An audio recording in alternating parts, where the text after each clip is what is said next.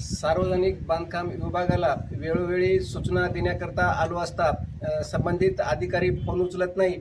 ऑफिसला 25 वेळेस आलो, यांच्या कॅमेरे चेक करावे, 25 वेळेस यांचा अधिकारी हजर राहत नाही. मागं उपोषण करत असताना सार्वजनिक बांधकामाच्या विभागाच्या विरोधात यातले विभागाचे कर्मचारी येऊन उपोषण सोडवलं. जे रेडियम बसवणे, अरुंद पुलावर ते लोखंडी हे बसवणे आणि गतिरोधक बसवणे हे आम्हाला सूचना दिल्या संबंधित कार्यालयाच्या कर्मचाऱ्यांनी. ते उपाययोजना नेमकी घटना काय घडली?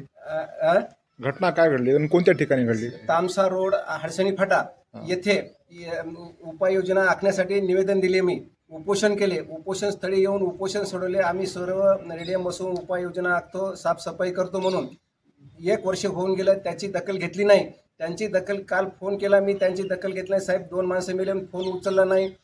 नंतर दुसऱ्याच्या फोनवर लावला, त्यांनी फोनवर बोलणं झालं, 2 कर्मचारी पाठवले. संबंधित त्यांनी नजर चौकशी करून केली आणि ते तणकट जे निवारा चुकीच्या पद्धतीने टाकलेला आहे त्यांच्यामुळं ॲक्सिडेंट होत आहेत.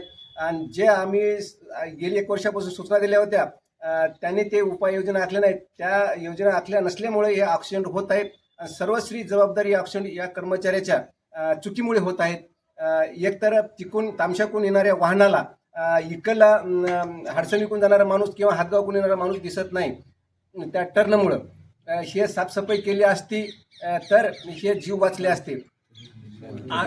गेल्या वर्षी आम्ही निवेदन दिले होते पण यांची दखल घेतली नाही. आज आम्ही निवेदन द्यायला आलो आहे. 2 माणसं मिळल्यात. आम्ही त्यांना बोलत असताना त्यांनी म्हणले आम्ही त्या ठेकेदाराला पत्र काढले आहेत. त्या ठेकेदाराला पत्र काढले तर का काम केलं नाही यांनी विचारलं नाही. त्या ठेकेदाराने कामच केलं नाही. मग आम्ही म्हणलो त्यांना कर्मचाऱ्यांना, बाबा तुम्ही हे जे काय कारवाई केली नाही. 1 वर्षापासून आम्ही सूचना देऊन तुम्हाला जर केलं नसतं तर ते जबाबदार सर्वश्री मेलेले जे आजपर्यंत ॲक्सिडेंट झाले आमच्या हडसणी फाट्यावरचे ते जबाबदार ते कर्मचारी आणि ठेकेदार राहील.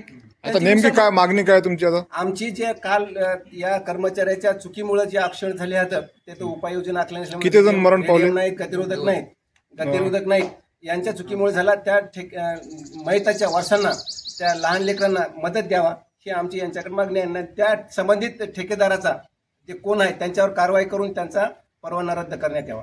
हे यांना ऑफिसच्या कर्मचाऱ्यांना हे सर्व माहीत आहे. त्यांच्याशी यांचं संगनमत चालू आहे. या वर्षामध्ये म्हणजे नेमकं किती ॲक्सिडेंट झालेला असेल? 25 ॲक्सिडेंट, जवळपास 25 ॲक्सिडेंट झाले आहेत. काही किरकोळ मार लागला आहे, काही मयत झाले आहेत. बरं, तरी पण कोणती समजा त्या रोडवर उपाययोजना करण्यात आलेली नाही. यांनी या उपाययोजना आखल्या नसल्यामुळे ॲक्सिडेंट होत आहेत.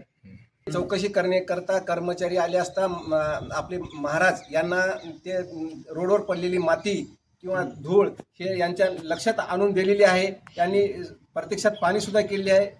काल पाणी करून सुद्धा आजपर्यंत काही केलेलं नाही. त्याच्यावर ते धुडा किंवा ती माती हटवलेली नाही. आता आंदोलन किती दिवस चालणार? आज यांच्या म्हणण्यानुसार त्या ठेकेदारावर कारवाई करत नाहीत, त्यांचा परवाना रद्द करत नाहीत, ज्या मयताच्या वारसांना पैसे देत नाहीत तोपर्यंत मी इथून उठणार नाही.